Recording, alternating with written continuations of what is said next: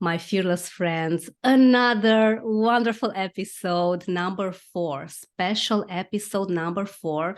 I'm doing this amazing series called Special Episodes because, as much as I thought of finding the best name, special episode just seems really special because we are celebrating big time. Today's number 4 is with one of my amazing co-author colleagues, Kat Marsden.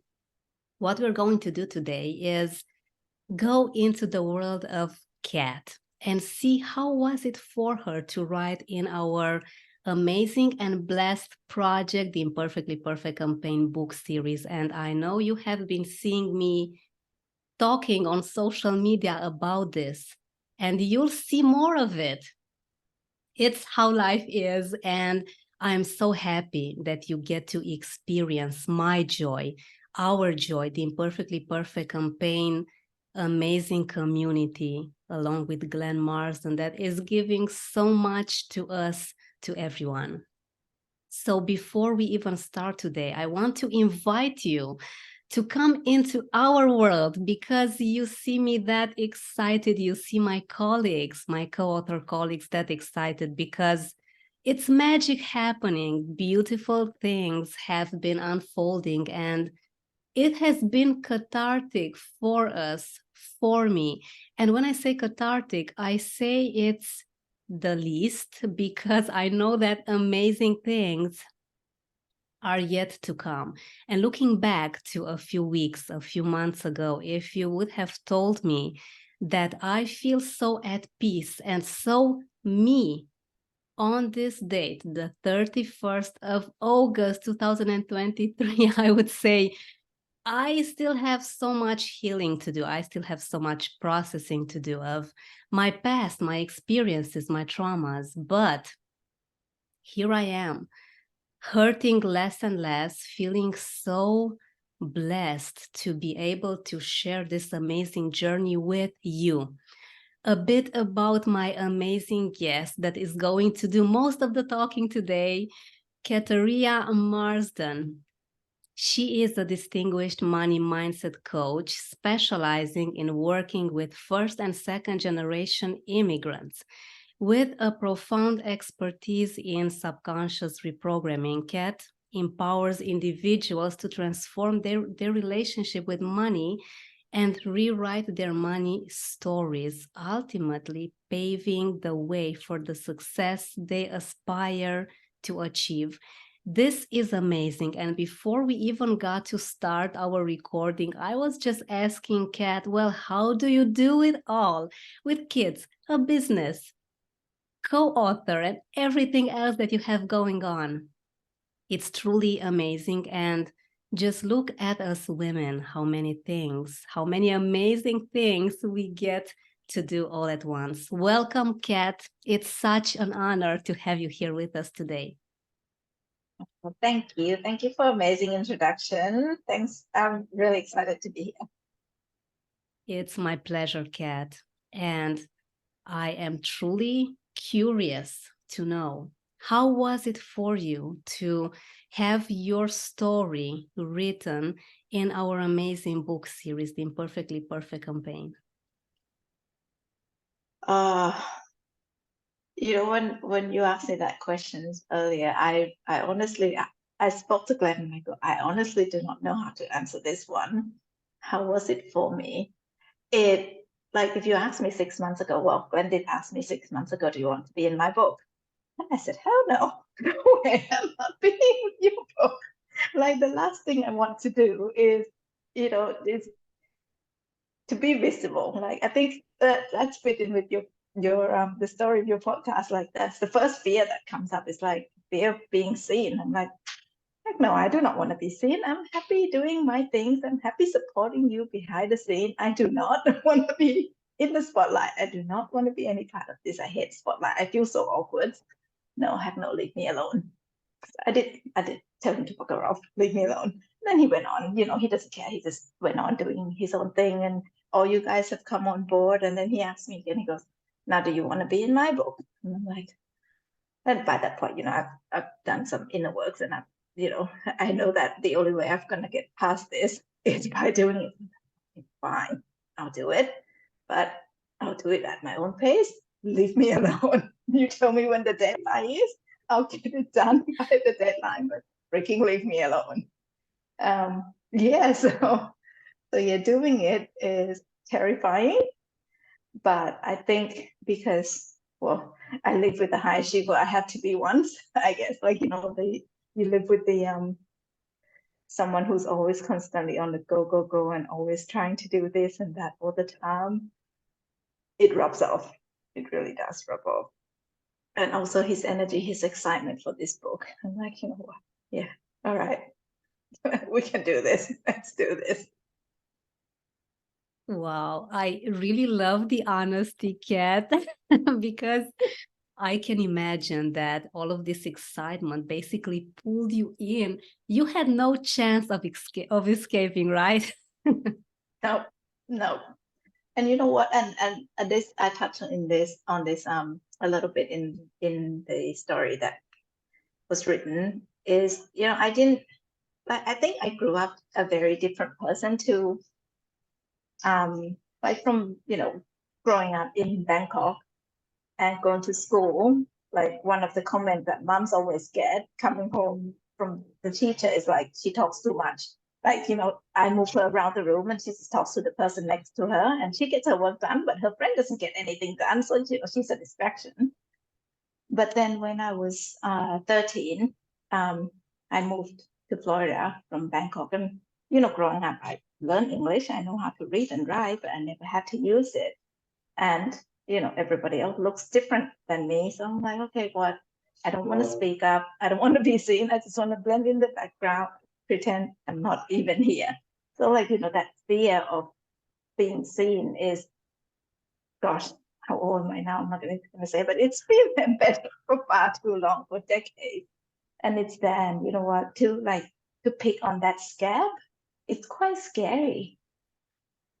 I know what you mean, Kat, because I grew up in communism in Romania and we had censorship and people were not allowed to even mention God. The churches were closed and so many other stops in everything. You were only allowed to do certain things. People would kind of sneak behind the authorities' back just to live life. And I was kind of young when it all ended, but I still felt it for a long time because my parents were basically engraved with so much communism and so much censorship, and that I grew up not being able to express my opinion. So, Kat, I was in my early 20s until I realized that I had no personality. I never knew how to express an opinion. I was always told to shut up, don't say anything. God forbid you would say something that upsets the person in front of you. You just need to nod, agree, which just neutralized my entire being. And it was a great struggle to want to be visible. So I really understand what you're going through. And it was not easy for you. How would and yeah, sorry. Please go on. I was gonna say in a similar but different facet as well. Like it's in Asian culture as well. Like very similar. Like we suppress not so much as our opinion, but our emotions. Like it was frowned upon kind of to be throwing tantrum in the street as a young children growing up. You wouldn't, throw tantrum, and then because that would then cause your parents to lose face, and then other people wouldn't perceive your parents as not being a good enough parents because your child was throwing tantrum. So, you were never really encouraged to express your emotions as well. So in a very similar way how you grew up. So it's culture, it's society, it's a lot of different things that impact how we feel about being seen, I guess.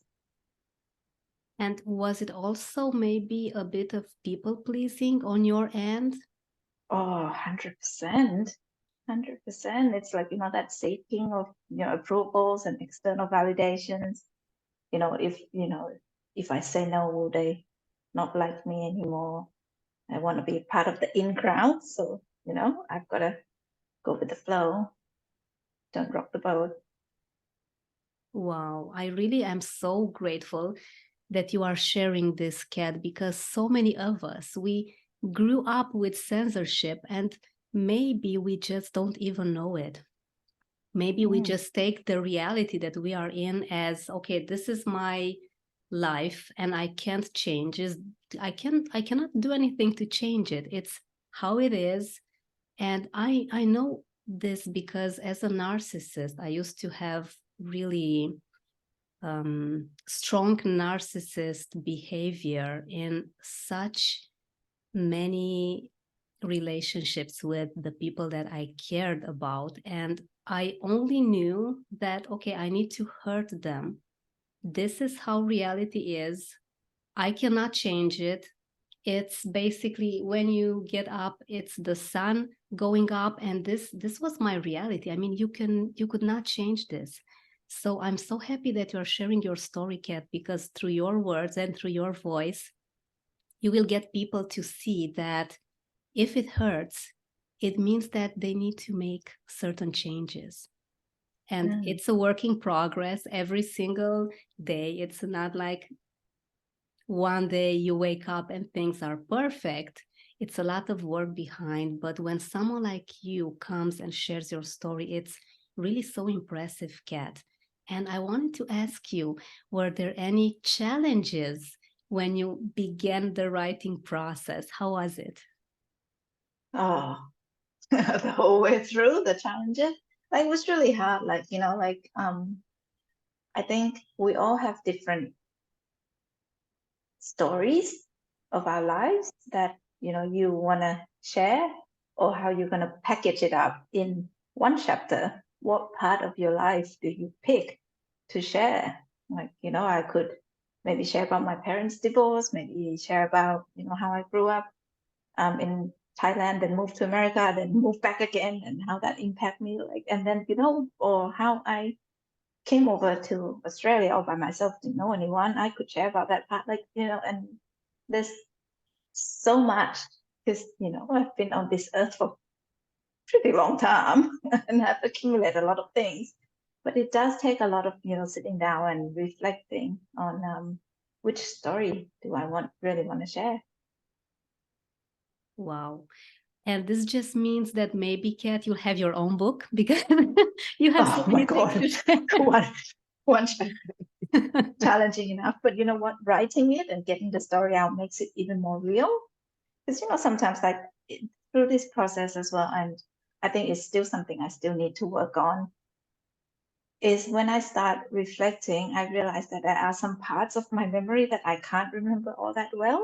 Like, it's sort of vague. I knew it happened, but I don't really know the details of it. I don't really understand, not understand, but I don't remember a lot of the finer details. Like sometimes I've got like friends who are great storyteller, and they would tell me exactly the story of, they walk into the room, this was the room color, who was in the room and all that. And I'm like, you know what, maybe it was so traumatized I blocked it out. I couldn't remember.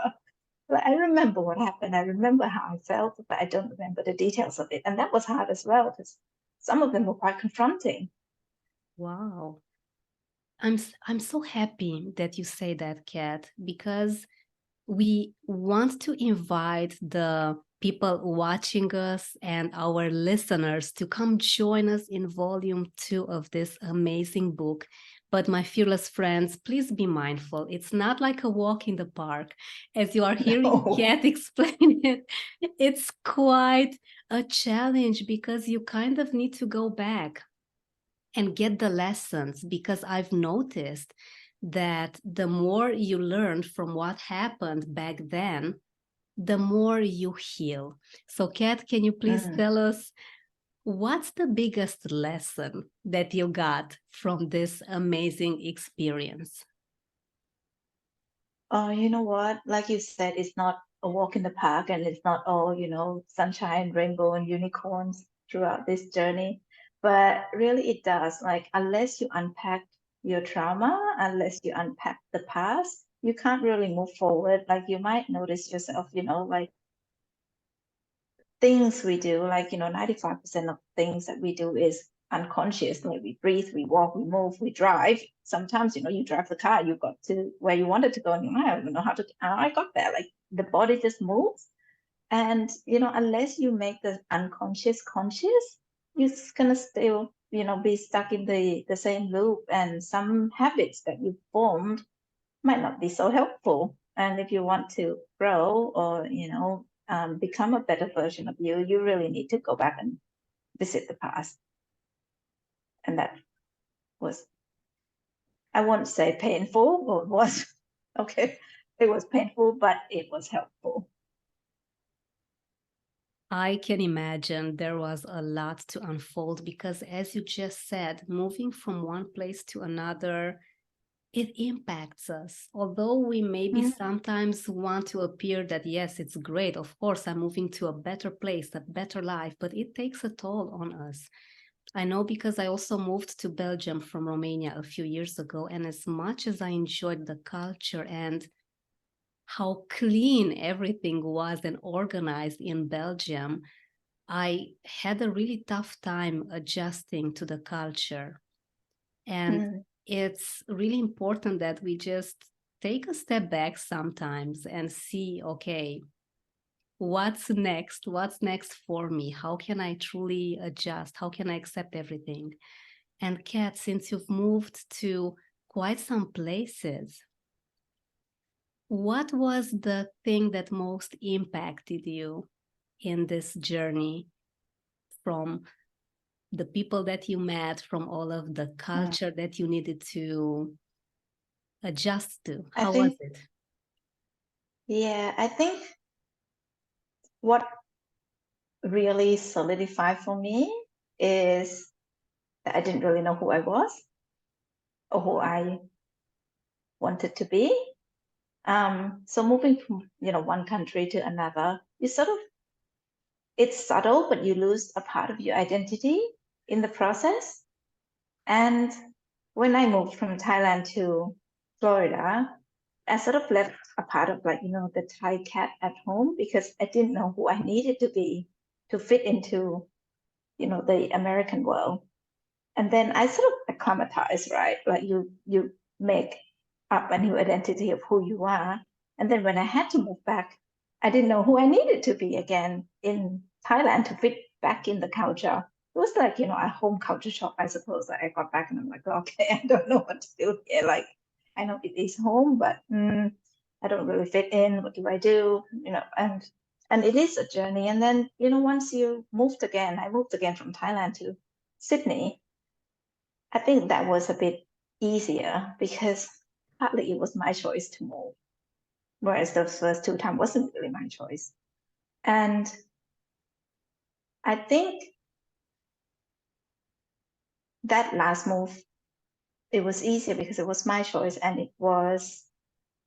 I was alone. Sort of, I was able to reconnect with myself to really find what I wanted to do. I didn't need to ask anyone else's permission. I wasn't worried about anyone looking at me and going, oh, why should you do that?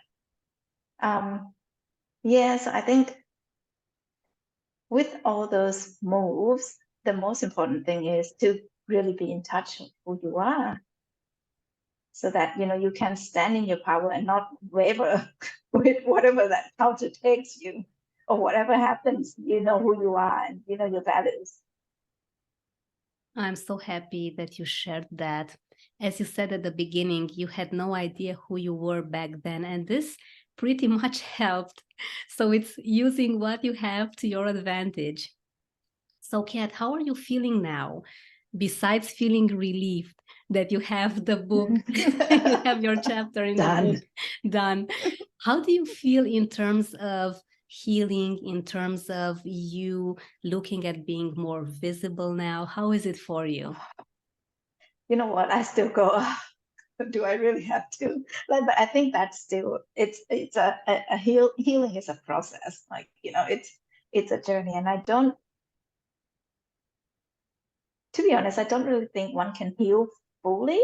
Like, when you break a glass, you piece it back together, you still see a little scar. Like, it's still always going to be there. But I think it's more of how you regulate your emotions and how you move through it. When it comes up again, that's probably more important. I enjoy the honesty because, as we said earlier, it's not an easy task to put everything out there publicly, because I just love to make this analogy lately. We do coaching, right? We do mentorship, we do training, but it all stays intimate. It's private. We don't talk about it. Our coach is not like going to share our stories or what we went through. Yeah. But now we have this story out there publicly for everyone to read. So this is a major change, and I applaud you for making this step, because you are going to be, and you really are, super visible now. So you've grown so much throughout this process, which is amazing. So my fearless friends, do you want to be visible? I have a feeling that your answer may be yes. So come and join us in volume number 2. You are going to find the links in the description of this recording, because unless you make a choice now, nothing is going to happen, unfortunately. And I was there a few years ago, hoping for the best, waiting for a miracle, waiting for things to change. But unfortunately, and fortunately at the same time, nothing changes unless you make a choice. So maybe, just maybe, it's not a coincidence that you are hearing me and Kat talk today about being visible, about being a part of this amazing project, because some opportunities may come only once, and then you may not have them. So come and join us, and you'll be beyond moved to your best life experience. It's the most amazing thing that you will be experiencing. I can promise you that. And of course, you can thank me later. Kat, I wanted to ask you, because you just get me so curious to see your growth from point A to point B, just experiencing so many things at once as a mom of 2 with so many things going on. Is there a secret that you live by and have everything done? No, there is no secret, but I'll add to what you just said as well. Like, it is a journey. You will definitely grow after the journey that you will be taking if you are interested in volume 2. But the thing is, you're not doing it alone. Like, the co-authors, there's a community, you're doing it together. Granted, honestly, I wasn't part of it most of the time, because when Glenn's hosts a live or something on, I'm ending up looking after the kids and the dogs and the cat and making sure they're all right or being put to bed.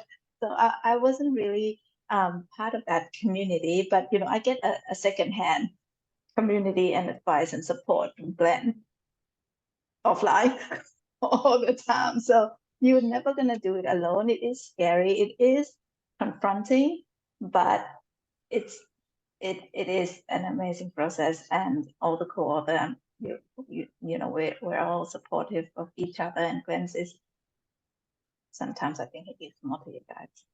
But anyway, maybe we can edit it out so he doesn't hear that.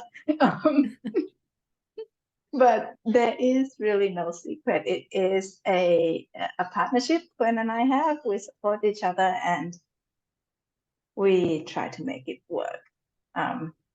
With his demanding schedule, and I work full time as well as being a coach and a mom, school runs and all that.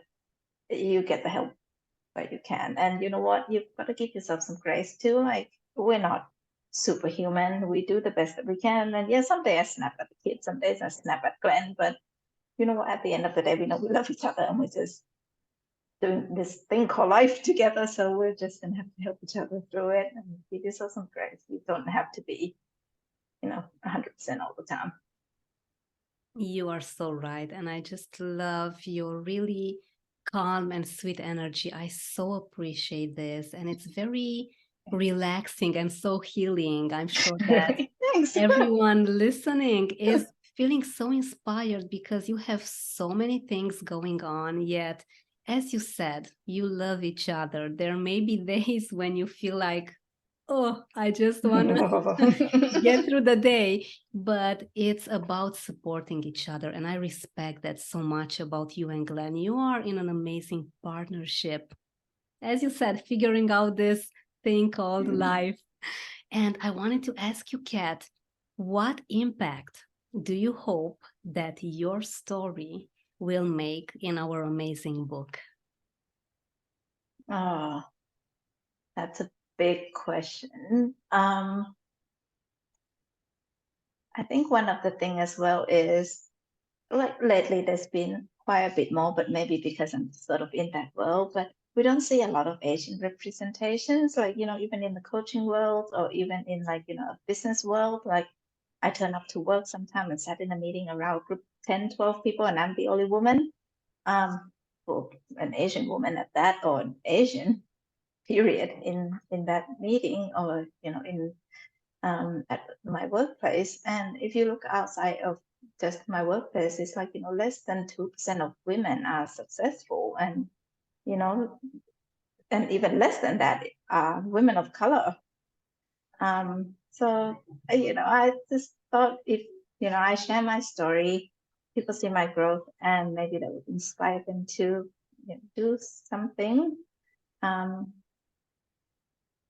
Not that they're not doing something exciting with their life already, but like, to aspire to be more, to become the true self, and be seen, really. Just, yeah, they deserve to be heard and be seen by the rest of the world. Yes, 100%, Kat. I so admire this. This is such a complex goal that you have. And as I said earlier, you truly are inspiring because you are doing many amazing things. You are really humble, and yet you manage to accomplish them all. Of course, you have Glenn's support, but you give grace to yourself. And I love that. Making mistakes Yeah. is normal. Yeah. It's normal. And that's something I had to work through too. And that was another thing I was contemplating. Do I talk about my perfectionist? Do I not? Maybe we'll leave that for another book. Yeah. Yeah. But yeah, don't beat yourself up. Like, we're all human. We all make mistakes. And you know what? It's not the end of the world. Like I work in a fire service, and one of my ex-boss used to say, if we don't do it this minute, or we don't run out the door right now, no one's gonna die. So it's okay.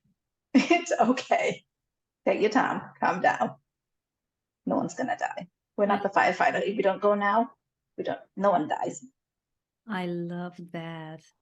It's indeed taking a bit of a step back when we feel that maybe stress just accumulates, because if we are overwhelmed, we just don't get anything done. So it's best that you take an extra 5 minutes, right? To just reconsider things, then go full speed ahead and just lose yourself in the process, because it's really easy, I think, nowadays, Kat, right? To lose yourself with just so many things going on. Yeah, because we live in a world with, so much hustle. Hustle seems to be the culture.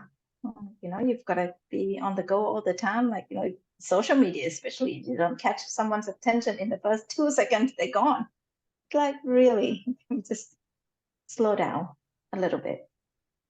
You are so right. And as Glenn says, we are all on divine timing.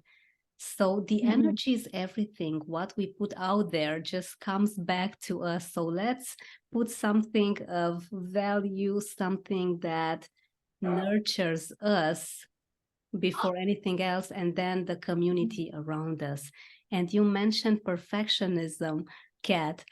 What is your take on imperfectly perfect? What does that mean to you?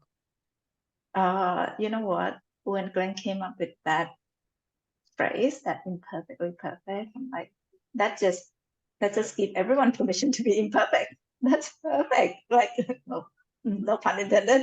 That's really perfect, because I don't think anyone is really perfect. There are imperfections, and it's about learning to embrace those imperfections, whether it's, in ourselves, in our actions.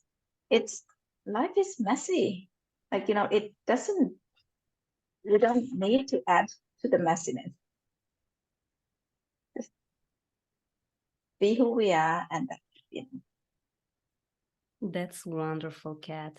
And do you have maybe strategy where you can say that, okay, I embrace everything that's happening, all of the messiness and everything? Do you do anything in particular? I probably do, but I need to reflect on that. Do I do anything in particular? Take a deep breath. Maybe like sometimes when things get tough, and you just, you know what? You just take a deep breath, come down, step back, and look at the situation again. Sometimes, and that like could happen in the milliseconds, where you just take one deep breath and go, actually, it's not that bad. Like, one of the things that I had a lot of people tell me is I'm pretty good at finding light in most situations. Like, I can laugh a lot of stuff off, and okay, whatever. You know what? I'll let it go. Like, as in like let it go, as in like I'll let it be. Like, it doesn't have to be stressful. If, like Glenn said, divine timing. If it meant to happen, it will happen. Why stress over it? If you put it out there, I don't know. What do I want? I don't even know what I want at the moment. Yeah, you put it out there. You want something, and just leave it at that. Like, don't put pressure on it, and just let it come. Like, what's that saying? Like, if you go chasing after the butterfly, it keeps flying away, but if you stay still, it will come to you. Yeah. Oh, that's a very nice metaphor. I really like that one. And I know another one, Kat. Maybe you can relate to it. You have pigeons all around you that are very hungry. And of course, you want to feed them, you want to do really amazing things for them, and you give them bread. But you are just so excited that you kind of rush with the bread and say, okay, pigeons, please have the bread. But as you said, if you stay still and keep the bread on your hand, then they will come to you and eat the bread from Yep. your hand, which is such an amazing experience. And it's the same with the butterfly. I love that. And as you said earlier, Yeah, you're someone taking told a me it. breath. Sorry? No, that's a go. Yeah. As you mentioned with taking a breath, I love that. Because to my fearless friends as well, what that does is you get into your rational mind. So you give your subconscious mind a bit of a break. And this is what happens with fear as well. When you reflect a bit on it, maybe just 5 seconds, as Kat says, just take a step back and you'll see that the dragon of thoughts that you had in your mind is not that powerful like when you observe it from a different direction, and you'll see that it was just a kitty, maybe something small. And it's the same with writing things down. So I always advise you, my fearless friends, put your thoughts on a piece of paper. It's magic. It's this self-coaching that maybe helps with 90% of your problems. And Kat, I wanted to ask you, since we mentioned fear and taking a step back and analyzing our emotions, what is your take on fear, since we are on stories about fear? How do you deal with fear? What's my takes on fears? I have far too many. But you know what? It was until I started on this, personal development journey, and I never realized how much fears I have. Like, I sort of, go through life unconsciously, and just, I make certain decisions. I don't even know why I make certain decisions, but when, like, writing this book as well, it makes you reflect and go, wow, I actually have so many fears that I need to deal with. Like, fear of the common one that is like, fear of being seen, fear of being visible. Another one that I was quite surprised that I have is fear of success. Actually, I think maybe I'm just living a little too far in the future, as in like by fears of success, I mean like, what if I actually made it? What if, my coaching business actually take off? Am I gonna have to quit my job? Am I gonna have less time for the family? What the heck am I gonna do? Like, what if it takes off and then it doesn't work? Like, if it goes up 1 month and down the next month, like, so, and then that comes out in like, I would, start working on my business and then take a step back, stop doing the things that I should be doing because that's, I start to pick up momentum and I'm starting to get inquiries and people are coming in to my world and I'm like, oh, what if I get more people? I can't do this. I don't have time. So I pull back and I was just stuck in this loop. And it's something I'm still working on. So I can't really comment much on that one. But yeah, it's a lot of fears come up, especially once you start going on this entrepreneurial road.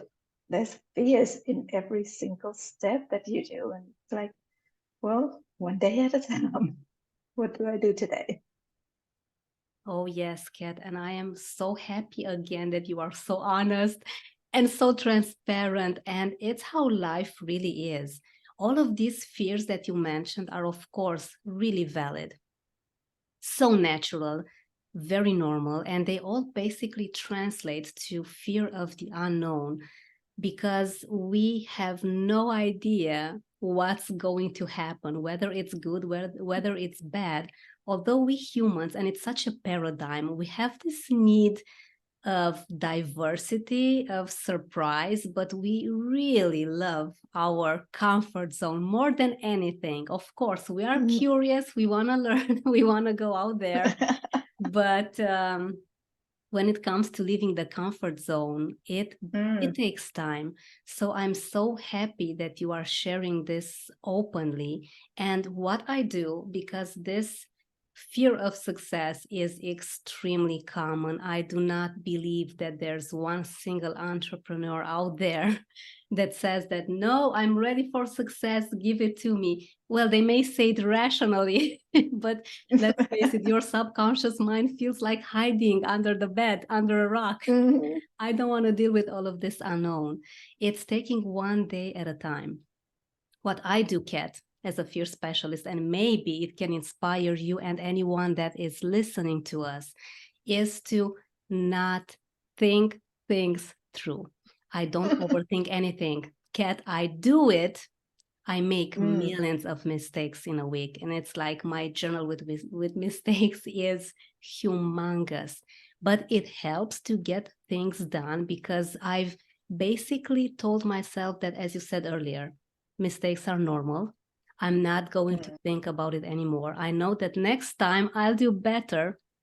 So, not thinking about the unknown or what's about to happen really helps me. So, this is a strategy that I also tell my clients, do it now, think about it later, because unfortunately, overthinking gets us into this spiral of not doing it anymore. And we may have amazing, brilliant ideas that can really impact our communities. So maybe, who knows, you can put this in practice, Kat, and let I'm me really how it glad you goes. said that. Yeah, I'm really glad, really, really glad you said that because, I was talking about this to my coach friend the other day. Like, I want to do something. I know how to do it, step one. I know step two, but because I don't know step three, four, five, and six, I end up not doing anything at all. And then I feel stuck. And I'm like, why am I so stuck? Why am I so stuck? Like, why can't I, move forward? And it was really, it's just the fear of the unknown, like you said, that kept me there. And my friend was like, you know what? Just do your number one. You know, step one, just do your number one. And then once you do number one, you do your number two. Actions brings clarity.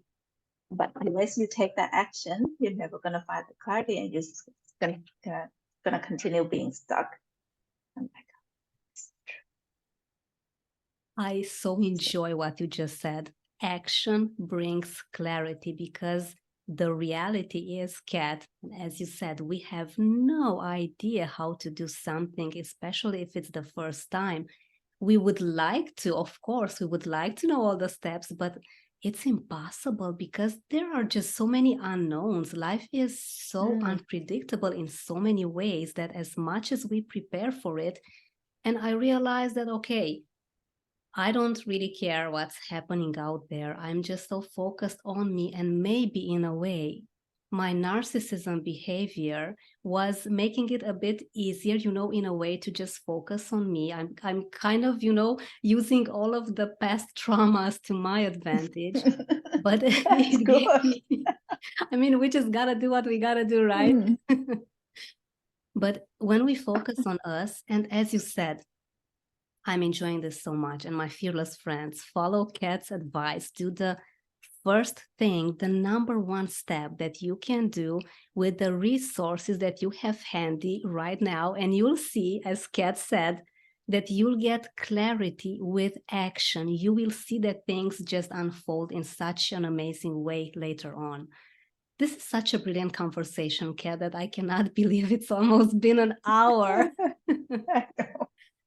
And sorry to add to it, but another thing came to mind as well is and give yourself permission to be your own boss. Like I think, and I'm probably speaking to half the world populations that, we've been conditioned in a corporate world that we have a boss who tell us what to do.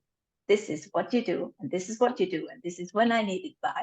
So you've been structured to or conditioned to operate that way. But once you start to venture out to do your own thing, you're sort of still waiting for someone to tell you what to do. Sometimes you go out and you get a business coach just so that they can tell you what to do, but that just defeats the whole purpose of you starting your own business. So you could be your own boss. So just give yourself that permission as well to, be messy and try to figure out what to do and, tell yourself what to do rather than waiting for someone to tell you what to do.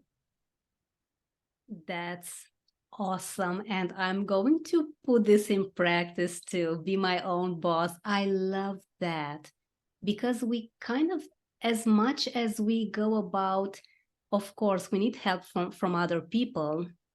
We need coaches sometimes, of course, to show us the way. And it's so important because many things we just cannot do on our own in a way. But we need to have our power, right, Kat? We need to be the ones that we validate ourselves. We kind of need to be consulting with us first. And as Glenn says, he tells us so many amazing things. His mentoring and his coaching is beyond, out of this world.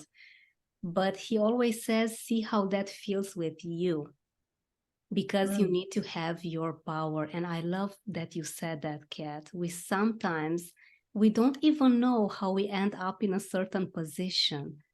But this is how it happens. We just give our power away. Maybe we don't even realize it sometimes. So let's be our own bosses, because there's so much magic inside of us, so many stories that we just need to have out there, right? Oh, 100%. Yeah. And once you start unpacking it, like, like when I first came on, I told you I didn't even know what I'm going to say. Like now, I'm like, But look at this brilliant conversation, Kat. Really, I'm inspired.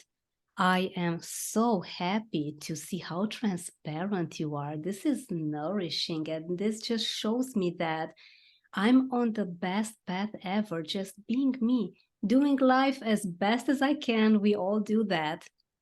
But this really is a very wonderful and inspiring and uplifting conversation, Kat. And I am so grateful for your time, for your wisdom, for your amazing energy. And before we go today, can you please tell us, because I'm sure that everyone will want to get in touch with you, where can we find you? Where can we see your amazing content? Which, by the way, my fearless friends, money blocks, money mindset, go to Kat Marsden's Instagram. It's brilliant. And I actually, oh my God, this is a longer break about what you're doing. But I so appreciated this post that you did. I think it was last night for me here in Romania about no one tells us that money is not the end goal. It's the tool. It's like the hammer. You need a hammer to build a house, but the hammer is not the end goal. I so enjoyed that example. And it was a great reminder. So I'm so much enjoying your content. So again, Kat, sorry for the longer No, that's okay. speech. Where can we find your amazing work, and where can we get in touch with you? Instagram, like you said, is the best place. My handle is at Hello Captain Marsden. So yeah, I'm there, Instagram. So I'm most active. Wonderful. Well, my dear, thank you so much.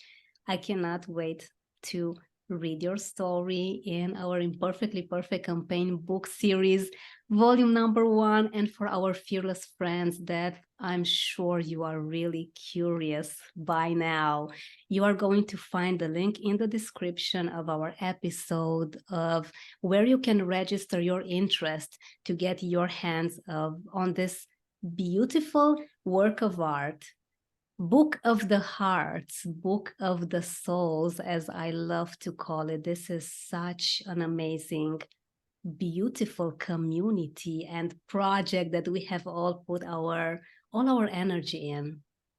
And make sure you have a talk with Kat. She's brilliant. Again, her money mindset skills are phenomenal. She can guide you with whatever thing that you are struggling with in terms of finances. And you'll be really amazed to see how Kat has grown. She's visible now. Be inspired by her and be inspired by her story. Kat, again, thank you for this brilliant, wonderful episode. I am so honored. Oh, thank you for having me. Really, really thankful that you invited me to be here tonight. It's my pleasure, my dear.